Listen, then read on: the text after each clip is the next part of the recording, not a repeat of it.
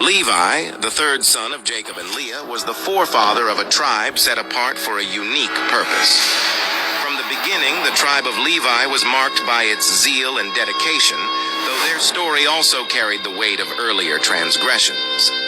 Levi and his brother Simeon had once acted in vengeance after the violation of their sister Dinah, taking justice into their own hands and staining their hands with blood. Jacob, on his deathbed, acknowledged their passion, but condemned their violence, prophesying that Levi's descendants would be scattered throughout Israel. Yet this scattering would eventually carry a profound spiritual significance. Generations later, the Levites would emerge as a tribe devoted to serving the divine. This transformation began in the wilderness after the Israelites were freed from Egypt. When Moses ascended Mount Sinai to receive the law, the people below grew restless and built a golden calf to worship. It was the tribe of Levi, led by Moses, that stood firm against this idolatry. They rallied to Moses' side, showing their loyalty and zeal for the sacred, even when it required difficult action.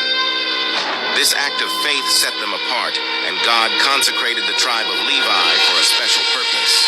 They would serve as priests and caretakers of the sanctuary. The role of the Levites was unlike that of any other tribe.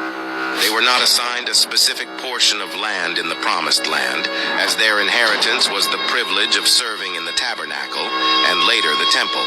Instead, they were given cities scattered throughout the territories of the other tribes, fulfilling Jacob's prophecy that they would be dispersed. These cities included 6 designated as cities of refuge, where individuals who had unintentionally caused harm could find sanctuary. This role as guardians of justice further emphasized their spiritual calling. Within the tribe of Levi, a subset was chosen for an even higher duty.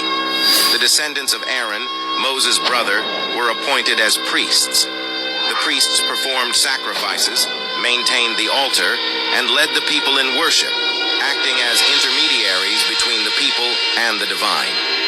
The rest of the Levites served as assistants to the priests, caring for the tabernacle, transporting its sacred elements, and ensuring that worship was conducted properly. Their lives were dedicated to their service, and they were sustained by tithes and offerings from the other tribes. The Levites were distinguished by their symbols and banners, which often reflected their spiritual role.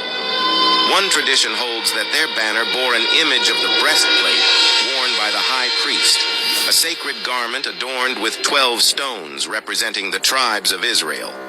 Their banner's colors may have included white, signifying purity and holiness. Though they lacked a territory of their own, the Levites were central to the life of the nation. They taught the law, served as judges, and played a crucial role in maintaining the people's spiritual connection. Their presence in every region of Israel ensured that worship and justice were accessible to all. However, the Levites were not without struggles.